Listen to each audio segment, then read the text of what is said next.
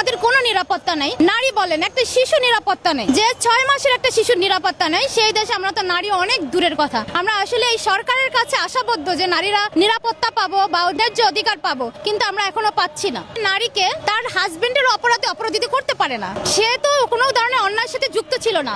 ছোট ছোট একটা 13 বছরের, একটা 6 বছরের মেয়ে তো অন্যায়ের সাথে যুক্ত ছিল না, কিন্তু তার বাসা থেকে কেন তাকে বের করে দেওয়া এবং কি তার বাসায় ঢুকতে না দেওয়ার কারণ কি? যে অপরাধের জন্য তারা ভুগছে এবং শাশ্বতা ওই যে আয়ু যে আছে পুলিশ অফিসার, সে যে কাজটা করছে কিসের জন্য করছে, এটার আমরা জাস্ট জবাব চাচ্ছি। ওসি আমাদের সাথে কথা বলছে না এবং আয়ু সে এক কথা বলছে যে আপনারা যা করার করে নেন। কোন থানায় গেছিলেন? কোন থানা? তুরাক মডেল থানার এসআই উনি, ওনার নাম শাশ্বত। 2 সপ্তাহ ধরে তার পিছনে ঘোরা, প্রতিদিনই আমাদের টাইম দেয় যে চাবি এনে দিবে, আচ্ছা দিবে, কিন্তু কিছুই দিচ্ছে না এবং তার কয়েক কোটি টাকার জিনিস ওইখানে, সেই জিনিসগুলো সম্পূর্ণ তার সাথে আত্মসাৎ করা। কারা আত্মসাৎ? এটা সম্পূর্ণ শাশ্বত ছাড় আছে সঙ্গে অফিসার, যেহেতু আমাদের সাথে ওসি কথা বলছে না, ওসি ওটার সাথে জড়িত আছে অবশ্যই, নাহলে আজকে 2 দিন ধরে আমরা তার সাথে ট্রাই করছি, কথা বলছে না। আমি ভুক্তভোগীর কিছু হয় না। নারী হিসেবে আমি কেএসআই ফাউন্ডেশনের একজন চেয়ারম্যান। আমি নারী এবং শিশু নিয়ে কাজ করছি।